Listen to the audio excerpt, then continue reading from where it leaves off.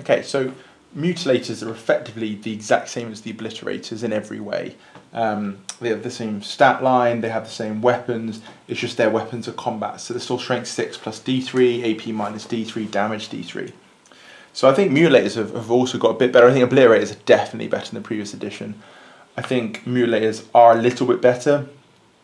The only thing with mutilators is, like possessed, because they're unpredictable in combat, although they do have 3 attacks, so 3 attacks with those weapons could be horrendous, frankly. So they are better than possessed. You've still got that randomness, and when you're in assault, you can't pick your target. When you're at range, you can say, right, let's see what I roll. Because, this is Overwatch, by the way, they can Overwatch these guns, by the way, the obliterators. It says, when a unit of obliterators is chosen to shoot in the shooting phase or in Overwatch, roll 3d3, da da da da. It's not after you pick targets, so you roll, see what you get, and you go, well, I rolled badly, so I can't really go after that Land Raider, because I'll be 5s to wound, I'm only doing 1 damage, and it's minus 2 AP, but it's got 2 plus save. Oh, that's a bit annoying. Ah, but that Predator's, you know, a pain in the ass with its last cannons. All of a sudden now, you're on 4s to wound, it's only got a 5 plus save, and okay, damage 1's still reasonably poor, but you can see where I'm going with it. Whereas if you roll amazingly, you can go, right, I'll shoot the Imperial Knight. Whereas when you're in combat with something, if it's an Orc Horde, it doesn't really matter. So there are, I suppose, units where the mutilators can go in and go, well, whatever I roll on this, I'm going to be killing Orcs pretty easily. But you might look at Terminators and be like, right, I'll take on some Terminators, get in combat, and you keep rolling minus 1 AP, and they, you know, and they keep going, okay, 3-up save. And especially if you roll damage 1 as well. I know I'm looking at the worst case, but you roll damage 1, they've got 2 wounds. So what are you going to do to them? And same the other way, I suppose same the other way in the sense that you could run into Orcs and you'll kill them no matter what, but you could roll strength 9, AP minus 3, damage 3, and you're fighting an Orc boy. So that unpredictability, just hurts the mutilators a little bit more. So, like I said, I think they're better than they used to be, but they're not brilliant. The weapons are free. Mutilators are 50 points. Mutilators are 50 points.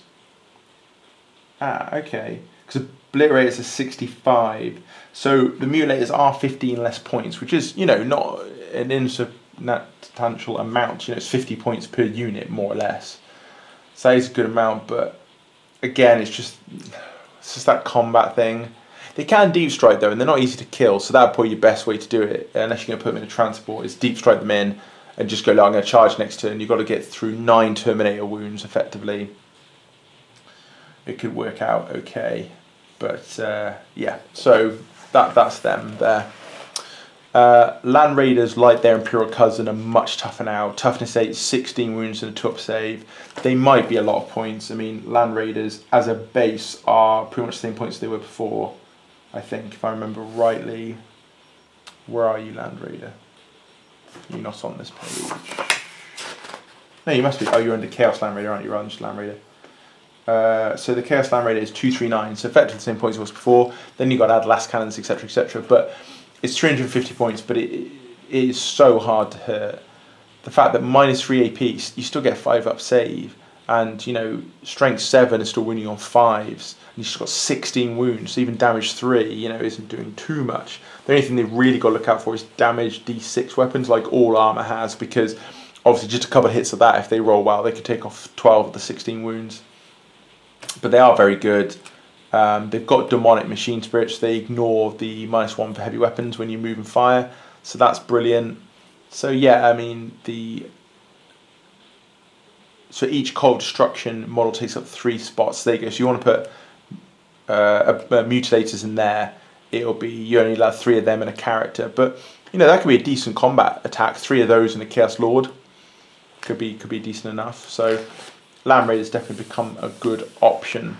So now we've got the demonic demon engine, something I'm very interested in because I'm an Iron Warrior player, and this is the only time we dabble with demons, is when we want to stuff them into a vehicle and make them work for us. So I've got Forge Fiends and Mauler Fiends in my army. I'm happy with both.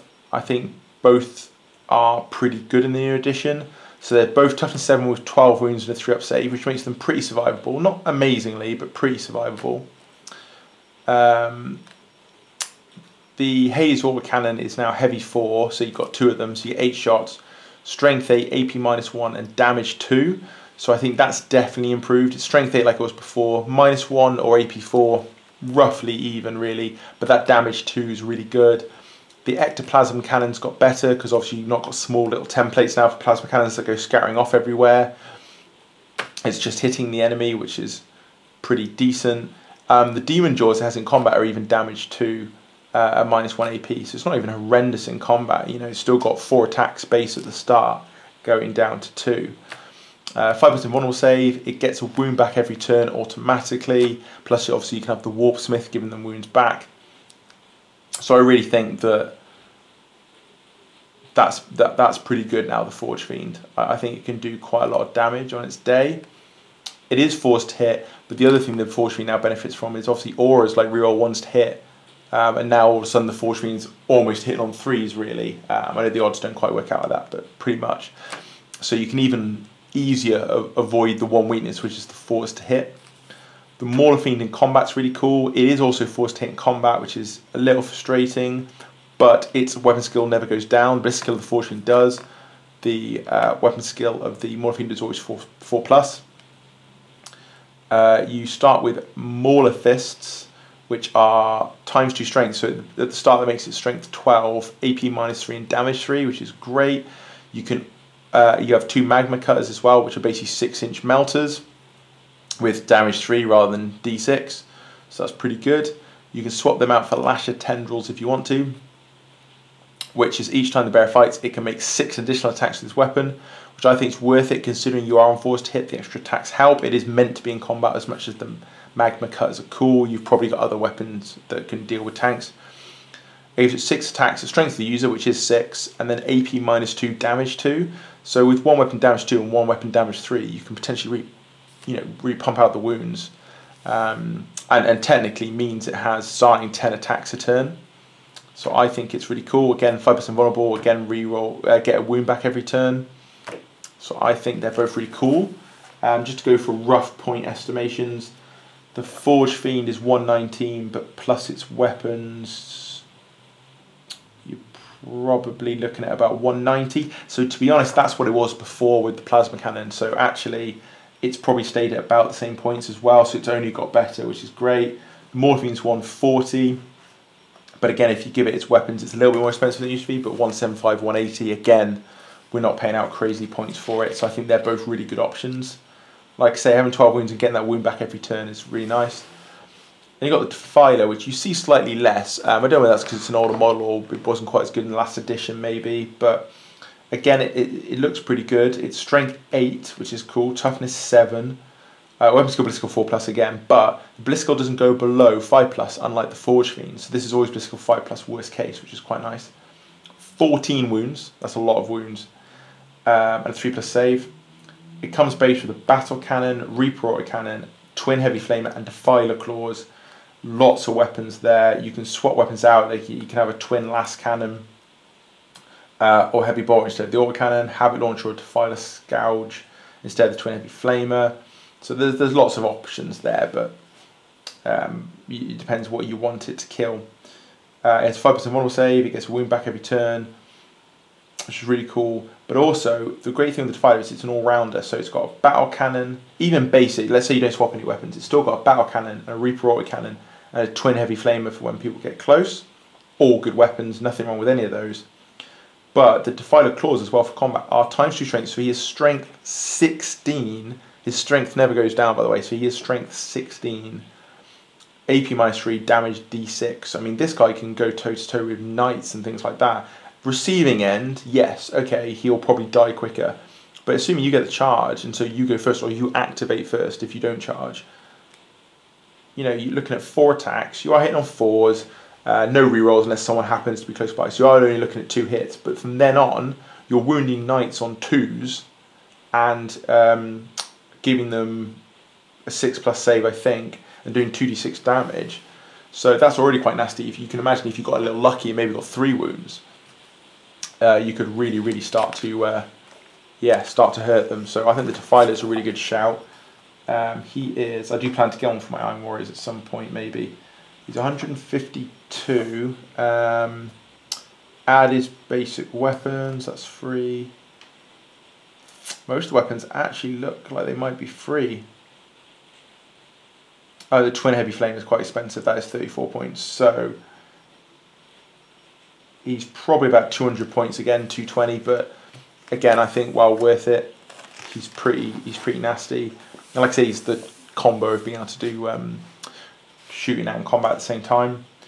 Chaos Predator and Chaos Vindicator and Predator are actually something I really want to highlight. The Chaos Predator's got a lot better in a much more basic way. The last cannons are awesome. Having 4 last cannons is awesome. Strength 9, AP -3, D6 damage. It's just horrible. Can do so much damage. It's really quite destructive. I really like it. Basic Rhino chassis, so toughness 7, 11 wounds, 3 plus save, so it's harder to kill than it used to be. And like the Vindicator, which I'm going to go through in a second, it benefits so much from the new rules for vehicles. It's not just the more wounds, it's no instant death, obviously, things like that, but it's no crew shaken, no crew stun, no immobilized, no weapon destroyed, you know, all this stuff. So he's going to keep firing. You know, you can't blow a weapon off or anything like that. But the reason I think the Chaos Vindicator's got even better, though it has got about 40, 50 points more expensive, admittedly, is because the Chaos Predator, if it was stunned, shaken, okay, that's a bit annoying. Immobilized, it's a bit annoying, but you could still snap shoot. If you were immobilized, you had so much range anyway. You blow off a weapon, okay, it's still got 2 of them left. Whereas the Vindicator, stunned or shaken, can't shoot. Immobilized, it could be out of range. It's only got 24-inch range, and weapon destroyed, your main weapon's gone. So the Vindicator is potentially so deadly, but so easily dealt with. Whereas now it's toughness 8 because of the siege shield, I presume.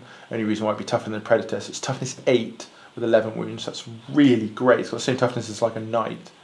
The Demolish Cannon is still deadly. Heavy D3, strength 10, AP -3, damage D6. If it's 5 or more models, it's heavy D6 shots. So it's really good. But the main thing for me, so it's tough to say, it's got a good cannon, but the main thing is just the fact that there's no stopping me shooting. Unless you destroy my Vindicator, I'm going to keep shooting at you. I know you can knock down my ballistic skill and things like that, although you do have to get me down to 5 wounds first at toughness 8, so it's not easy. But I'm just going to sit here, shell after shell after shell. The big guns never tire, as they say, and I think that's a great thing for the Chaos Vindicator. It might have got more expensive, but it's so worth it because there's no weapon destroyed anymore. I think that's a really good shout.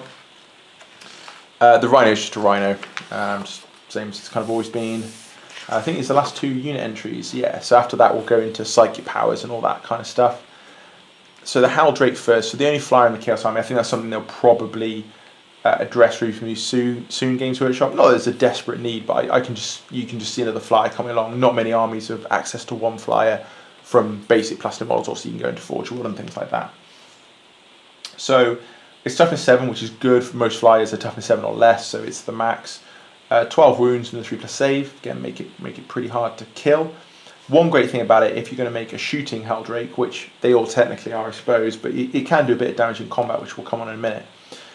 As you damage it, its movement goes down, its weapon skill go down, its attacks go down. So actually all it does is get slower and worse in combat. So if you're shooting, the good thing with Hal Drake is it's constantly at peak performance. Now its Blitz skill is 4+, so again, because it's a demon, it suffers a little bit. But it's got a couple of good weapons. So you've got the Hades autocannon, 36 inches, heavy 4, strength 8, AP -1, damage 2. It's a nice weapon. The heavy 4 is a little painful because obviously you're only hitting twice if you're hitting on 4s, which you probably won't be because you're moving with a heavy weapon. So yeah, it's not amazing. We prefer 6 shots, but the strength 8, AP -1, damage 2 is pretty good. And then you've got the Bale Flamer, which is Assault D6, Strength 6, AP -2, damage 2, and you auto hit. So a bit less damage because it's less -2 strength, although it is 1 more AP. But the auto hit's quite nice, kind of gets around that ballistic skill, which is quite good. And the 18-inch range is nice as well. As a flyer, you should be able to always be within range of something you want to shoot. It has a 5% model save as well, and it gets a wound back at the end of each turn, which is nice as well. Keep him trucking along. So the Haldrake is 138, but let's say the Bale Flamer, he's 168. And then, are they just called Haldrake Claws? They are. Haldrake Claws, see if he has to pay for them. I wouldn't have thought so. Oh, he does 17 points, so about 180, 190, but you've got to look at some of the flyers. You know, the Storm Raven's like 300 points now, or 280, or whatever it is. So to get him for sub 200 potentially, I think the Haldrake's a really solid choice actually. And the Haldrake Claws, as I was going to go into combat, strength of the user, which is 7, AP -1, damage D3. And if you're attacking a unit that can fly, you add 1 to the weapon's hit roll. So actually, to start with, it's hitting flyers on 2s. So it's good at hunting other flyers, because that Hades Autocannon as well is quite nasty against flyers. So he's quite good at doing that. I did skip over the Vindicator and Predator without going through the points, but roughly, because I have the My Armor Warriors army off the top of my head, they're both about 180-ish, 160, something like that. So they've both gone up, but obviously a lot better than they were. The final one is the Lord of Skulls. I'm not saying I have in my army, because it doesn't really suit the Iron Warriors, but it is obviously a pretty epic model. It's 365 points, but obviously you've got to add weapons, and I'm going to guess they're slightly expensive. 74, 184, so it's 250 more points ish. And then the Great Cleaver of Khorne, which is 0. So in the end it comes out at about 600 points, which actually, in fairness, isn't that mental. I mean, Knights are 530-ish, I think, average, 520. So actually it's not that crazy, to be honest. It's toughness 8. It's got weapon skill, but skill 3+, which is good because it is a demon engine, so they could have given it 4+, but they haven't. It's toughness 8 with 28 wounds. It's going to take a little while to get through this guy. Alicia Bait and a 3+ save. The damage takes down his movement, strength, and attack. So again, shooting wise, he's undimmed, which is pretty cool. Just to run through the weapons, the Demon Gore Cannon, heavy D6, strength of the user, AP -2, damage 3, auto hit. Gore Storm, heavy D6, strength of the user, AP -2, damage 2, automatically hits the target. When you're looking at 10 or more models, it's heavy 2d6. Hades Gatling Cannon, heavy 12, strength 8, AP -2, 2 damage. Ichor Cannon, heavy d6, strength 7, AP -4, damage d3. Skull Hurler, heavy d6, strength 9, AP -3, damage d3. 10 or more models, it's 2d6 shots. It's lucky it's hitting on 3s, I would say. Well, not lucky, I mean, they've designed it that way, but it is fortunate it's hitting on 3s, because actually looking at those weapons, I know you're firing two of those a turn, but they're not absolutely horrendous for something that is 600-ish points. It's good firepower, but I wouldn't say it's any more firepower than a Knight, although I suppose you could argue it's got 2 of those guns and then it's going to have the Cleaver, and it's got 28 wounds, so I suppose that's where it comes into its own.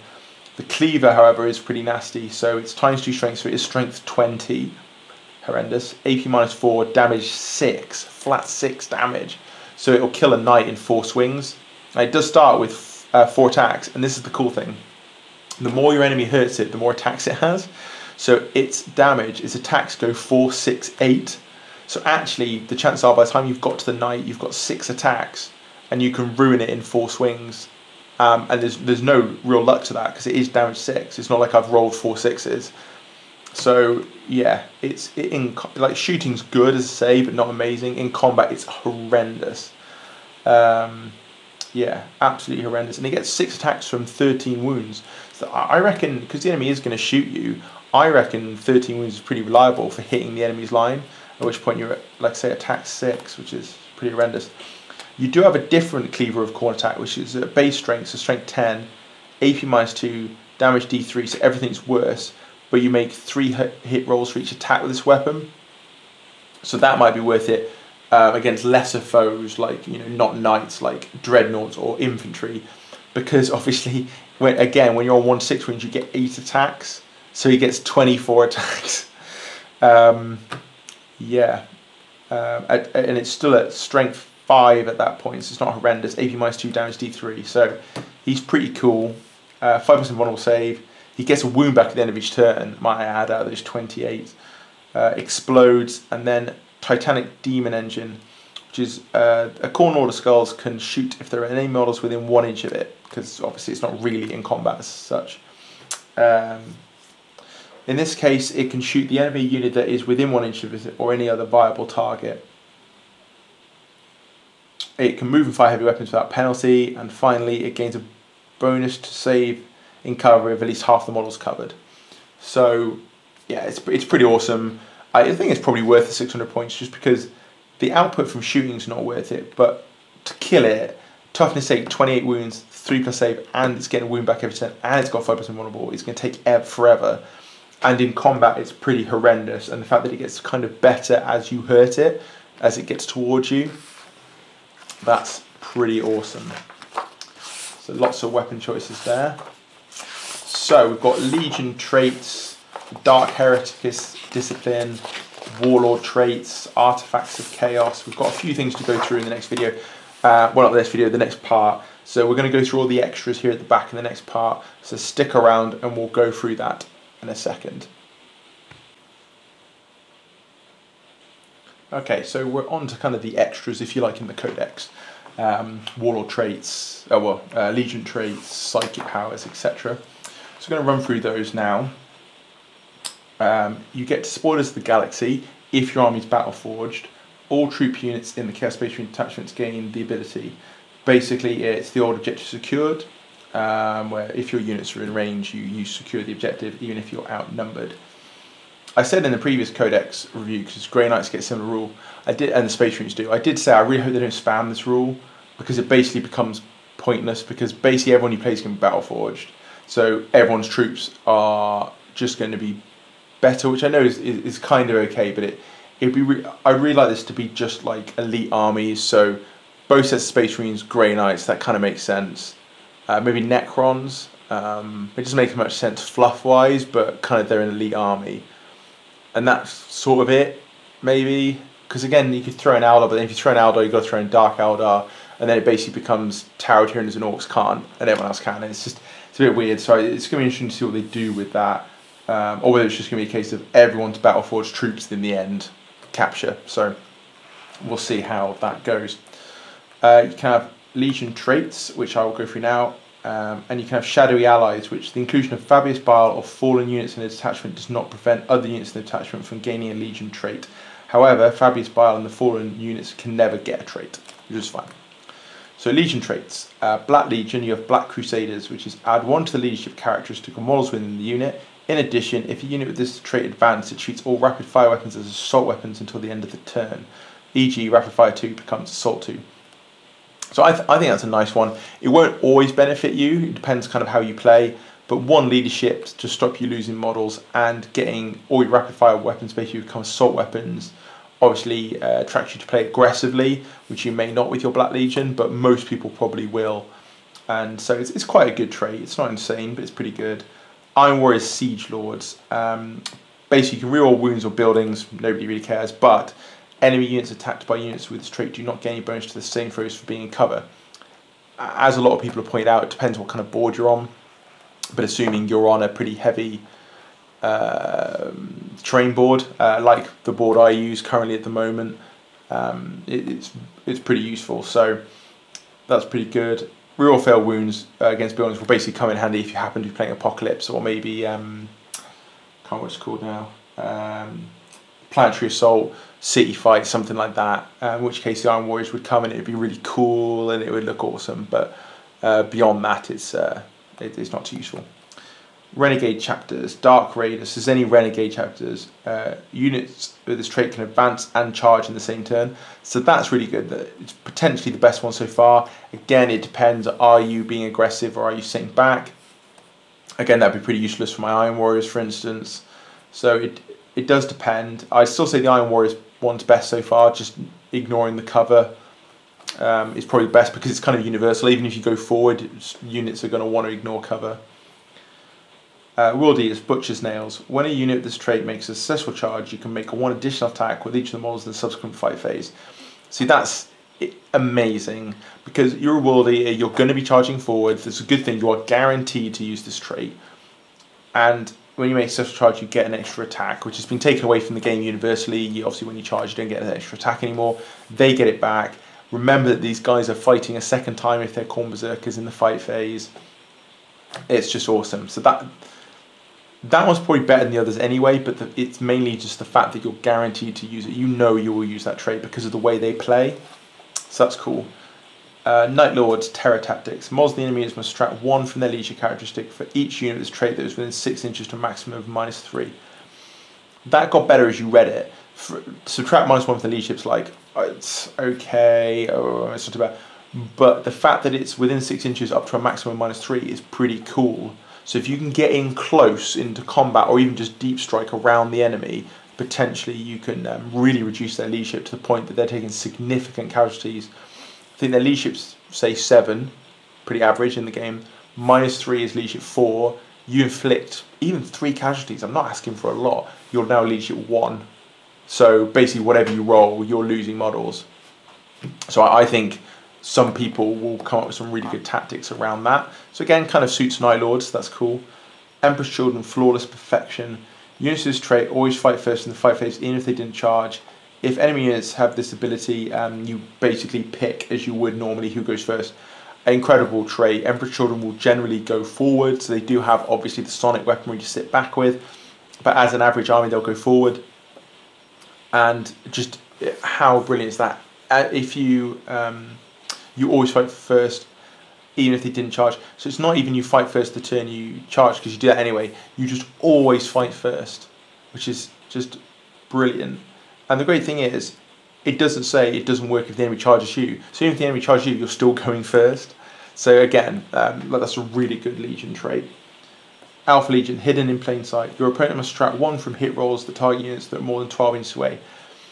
Obviously, more useful for a shooty Alpha Legion army because they might be more than 12 inches away for a while, but pretty good for all, because if you're charging forward, that initial 1 or 2 turns you need to get to the enemy, they're potentially a -1 to hit. They certainly should be the first turn. So that's pretty good for the Alpha Legion. Again, very fluffy. Finally, Word Bearer's Profane Zeal. You can reroll failed morale tests for units of this trait. Yeah, it's pretty decent. I can understand the fluff behind that, and then, like I said, rerolling morale tests is pretty good anyway. So most of them are pretty good. Well, in fact, all of them are pretty good. I wouldn't say there's a bad one in there. There's some that you won't use all the time because of the type of army you're using, but most of them are good pretty universally, or at least suit the fluff of the army really well. So if you don't use it, then you're not necessarily using a fluffy army for that Legion, which is fine. There's nothing wrong with that. They all had, every Iron Warrior army had assault companies who ran forward, so there's nothing wrong with that. It's just you can't really complain either, because you're using a bit of an abnormal army perhaps. You've then got stratagems. You've actually got a lot of them. You've got 3 pages of them. There's some really good ones as well. Just picking, a couple out. If you're Emperor Children, for instance, Endless Cacophony, 2 command points. Use the stratagem at the end of your shooting phase. Select a Heretic, Astartes, Seneshi infantry unit or biker unit, and they immediately shoot again. So that unit with all the heavy weapons. Well, you could even use a Havoc squad and shoot a Havoc squad twice. So you've got 4 last cannons, shoot off 2 command points, shoot them all again. Pretty nasty, but also the basic Seneshi unit would be quite good with the Doom Sirens, etc. Demon Forge, which is 1 command point. Using the shooting on 5 phase, when a Chaos Space Marine Demon vehicle is chosen to attack, you can reroll all failed hit and wound rolls for that model. Again, it's only 1 command point, which is great as well. So I could use it on my Forge Fiends, 1 command point, rerolling all my hits and wounds. Really nice. Veterans of the Long War makes a comeback. It's 1 command point. It's a Heretic, Astartes infantry or bike unit in the shoot or fight phase. You can add 1 to all wound rolls made for this unit until the end of the phase. Again, combi with stuff. Technically that should include Berserkers. So Berserkers are strength 5 or potentially 6, and add 1 to all their wound rolls as well. So there's a lot in there. I'm not going to go through them all, but there's some really good ones. There's some cool ones for specific legions as well. So in Midnight Clad, the Night Lord's 1 command point. Night Lord's infantry unit is targeted by shooting attack. For the rest of the phase, your opponent subtracts 1 to hit them. Awesome, you've got 1 unit that needs to survive. Play the command point. and you go on from there. So some really cool stuff there. So the Dark Hereticus Discipline. So there's 6 powers as normal, but then there's 1 for each of the gods as well by a corn. So we'll go through them all. So you've got Infernal Gaze. It's a warp charge value of 5. If manifested, select a visible enemy unit within 18 inches, roll 3 dice. The target suffers 1 more wound for each roll of a 4+. It's not too bad. I mean, you're only going to do 1.5 more wounds though. So, but it is warp charge 5, so it's kind of like an extra smite. I probably wouldn't choose it, but if you roll it and you happen to roll that, like I say, it's like having a second smite a turn, so it's not too bad. Yeah. Death Hex. Warp charge value of 8, so it's quite high. If manifested, select a visible enemy unit within 12. Until the start of your next psychic phase, that unit cannot take invulnerable saves. And I can see why it is high. That's amazing. That's an incredible breadth of use. Terminators with Storm Shields. Great, you can't use your 3+ invulnerable. And I've got an AP-3 weapon. Get off my board. That's awesome. That's so cool. I really like that as well. That's kind of very chaosy, hexing people. Funky. I really like that. You could take or great one. Take it off a knight. So the knight loses invuln and just unleash all your last cannons. That's really cool. Gift of Chaos. Warp charge of 6. If manifested, select a visible enemy model within 6 inches. Roll d6. If the result is greater than the target's toughness, it suffers d3+3 mortal wounds. If a character is slain by the power, you can add a chaos spawn to your army. Cool. So I'll let the little extra if you can have a spawn if you kill a character. And to be fair though, 6-inch range is a bit poor, but warp charge of 6 is good, and suffering d3+3 more wounds is horrible. Again, you could even just drop that on a knight. Although, yes. Oh no, you can't, because he's suffering status and he's too tough. But you can use it on some lighter stuff. You can even use it on a flyer potentially. It's pretty cool. Prescience. Warp charge value of 7. Select a heretic Astartes unit within 18 inches of the Psyker. You can add 1 to all hit rolls made for that unit. So cool. So that's really good. Diabolic Strength. Value of 6. Select a heretic Astartes model within 12 inches of the Psyker. Until the start of your next Psyker phase, add 2 to that model's strength characteristic and 1 to its attacks. Again, really cool. So your Demon Prince could now be strength 9 base before its weapons, I think, and have something like 5 or 6 attacks. So that's pretty cool. Warp time. Warp charge of 6. Pick a heretic Astartes unit within 3 inches of the Psyker. They can immediately move as if it was their moving phase. Okay, maybe jump onto an objective, something like that.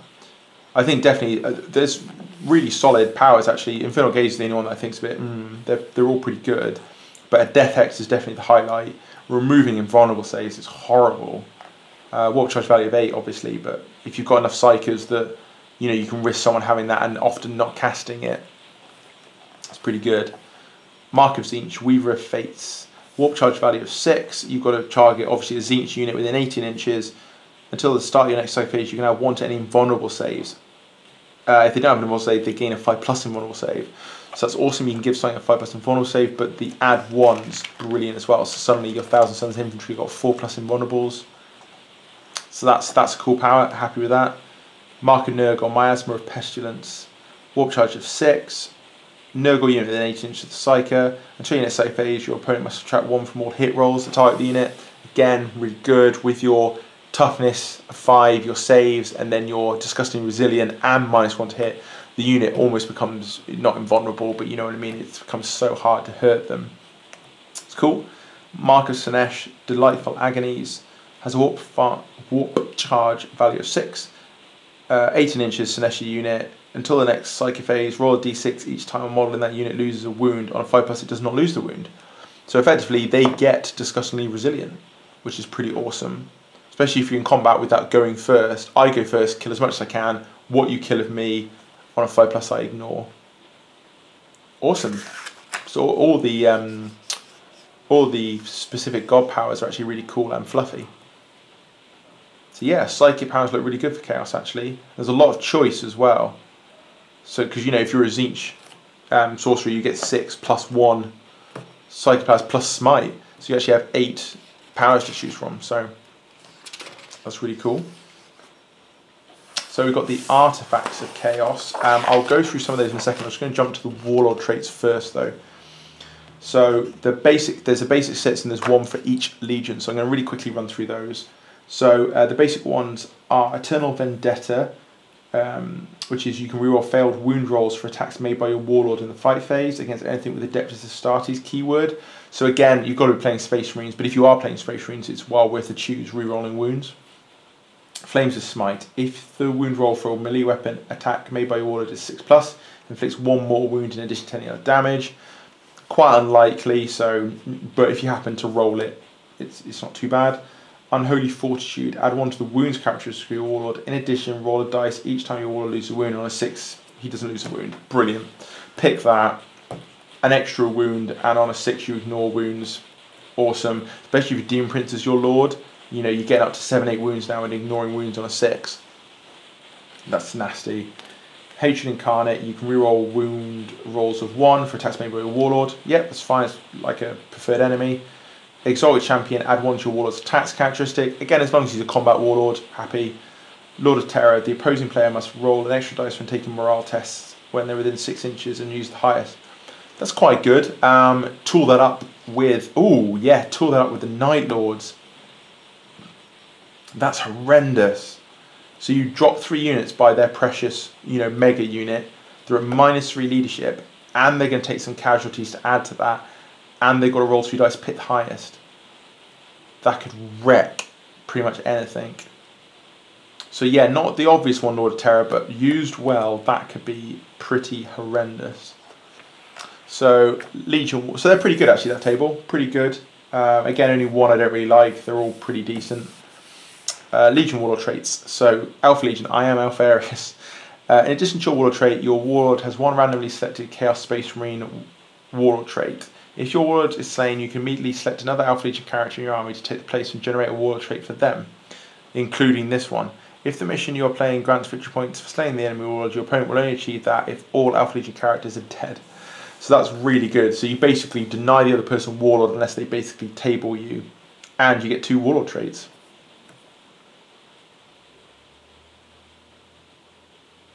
Cool, because you get that and then one of the traits off here. That's really good. Black Legion, first amongst traitors. The Death to the False Emperor ability triggers on a 5+ instead of 6+ if they're within 6 inches of your Warlord. That's pretty horrendous. Again, you've got to be fighting Imperial armies, but if you are, that's kind of horrible. So that's good. Emperor's Children, stimulated by pain. Add 1 to your Warlord's attack characteristic for each wound he has suffered to a maximum of +3. If your Warlord heals any wounds, he loses the associated bonus attacks. That's pretty good, but you would have to attach it to something like a Demon Prince, so he has a lot of wounds, so when you're nearly dead, you do get a lot of attacks. Otherwise, you're going to have 5 attacks or something like that when you're nearly dead, whereas he'd have something like 8 or 9 when he's nearly dead. So good in the right circumstances. Iron Warriors, Cold and Bitter. Friendly Iron Warriors within 6 inches of your Warlord automatically pass morale tests. Not bad considering you're a gun line, you want to hold, but softer than a lot of these, I think. Once per battle round, you can reroll a single hit roll, wound roll, damage roll, advance roll, charge roll, saving throw made for your Warlord. I mean, that's cool. It's once per battle round, so you can do it a lot. So that's quite cool. Again, that encourages you to tool your Lord up, maybe, so you can take advantage of that. World Eaters, Slaughterborn. Add 1 to your Warlord's attacks and strength characteristic each time he slays an enemy character, monster, or Titanic model. Not amazing, just because it's very specific. You have to be attacking these. I loved it if they just cut that off and just said add 1 to your attacks and strength. That would suit the World Eaters and it wouldn't be, overpowered. That's okay. Word Bearers, the Voice of Lorgar. Increase the range of all aura abilities by 3 inches. I think that's awesome. So you've now got 9-inch or 15-inch auras, depending on what it was originally. So that's really cool. I like that. Really help your army out with those bonuses. So that's really funky. Finally, so go through some artifacts. So I'm only going to mention 1 or 2, but there's some really cool ones in there. There's obviously specific army based ones, like the flesh metal exoskeleton for the Iron Warriors. You get a 2+ save and you heal a wound a turn, so that's really good for keeping your warlords alive. Obviously these are all free like the other codexes, you just replace whatever equipment you already have. The Black Mace is back, it's +3 strength, -2 AP, damage 2, and you roll a dice each time while it's slain by the Black Mace. On a 6, that model's unit suffers an additional mortal wound. So obviously really encourages you to run into a blob, start smacking away, killing them, and then potentially doing extra wounds. The Eye of Tzeentch, so it's Tzeentch Psyker only. You add 1 to your Psyker test when attempting to manifest Smite. This is, it's pretty basic, but it's not too bad. Intoxicating Elixir, Sinesh model only, add 1 to your Bearer's Strength and attacks. So yeah, Brass Collar of Borghaster. World Eaters only. You can attempt to deny 1 psychic power in each enemy psychic phase. If it does successfully deny it, the psyker that was attempting to manifest power immediately suffers perils of the warp, which is cool. So there's quite a lot of them there, quite a lot of choice, but I'll let you guys have a look through that when you get the chance. So that's the review, guys. So we're going to just sort of, as a kind of perhaps a bit of a sum up, I think it's beautifully presented as they always are. I think it's a lot more consistent than the previous Chaos books. There isn't much in there I don't like. Or it's not even that I don't like, that I just think are a bit average. There's like 1 Warlord trait, 1 psychic power, 1 or 2 units maybe. I think there's a lot more that's very nicely balanced. A lot of it helps each other with the auras. There's lots of combos you go for in there, like the Night Lords one we found. If you have the Warlord trait plus the Legion trait plus enough units around a unit, you can basically destroy it, because you'll kill some of the unit and then it'll evaporate in the leadership phase. I think that's really awesome. There's strong characters. The Demon Prince is really good. I think special character wise, Abaddon's really good. You've got the choice to have some demons as your troops as well, so that kind of throws in a tactical flexibility. Lots of the vehicles have got better. Vindicators, Predators, both Mauler and Forge Fiends for me. The Defiler's probably got slightly better as well. So I think, despite some stuff becoming more expensive, I think the army overall has more synergy. You're going to fit more in your armies as well, which is really good. So yeah, they're really awesome. And like I said, it's nice seeing units refreshed that were struggling before, like Khorne Berserkers are now epic. And I think you'll see them in quite a few armies. I like the paint schemes that were thrown in there, like Khorne Berserkers and Thousand Suns painted in Black Legion colours, and you could do it for anyone.